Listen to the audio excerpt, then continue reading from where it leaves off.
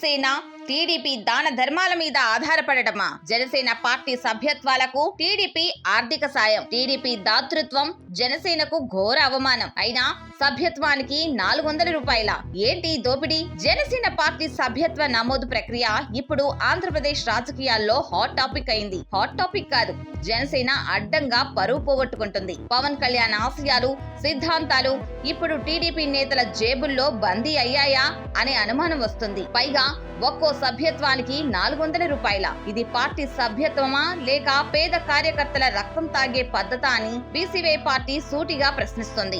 జనసేన జెండా మోసి లాఠీ దెబ్బలు తిన్న సామాన్య కార్యకర్తకు కనీసం నామినేటెడ్ పదవుల్లో చోటు ఇవ్వలేదు సరే, ఇప్పుడు వారి నుంచి 400 రూపాయలు వసూలు చేయడం పచ్చి దోపిడీ కాక మరేమిటి అని మండిపడుతోంది. అత్యంత దారుణమైన విషయం ఏమిటంటే జనసేన ద్వితీయ శ్రేణి నాయకులు ఈ టార్గెట్ రీచ్ అవ్వలేక టీడీపీ నేతల శరణు కోరడం.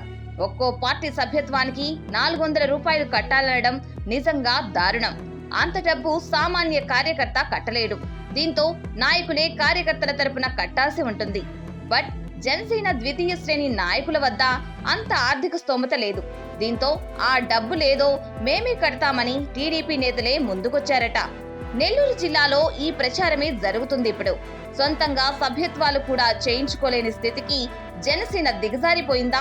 టీడీపీ నేతలు ఇచ్చే భిక్షతో సభ్యత్వ నమోదును ఫుల్ఫిల్ చేయడమేనా జనసేన పవర్ అంటూ బీసీవై పార్టీ నిలదీస్తోంది.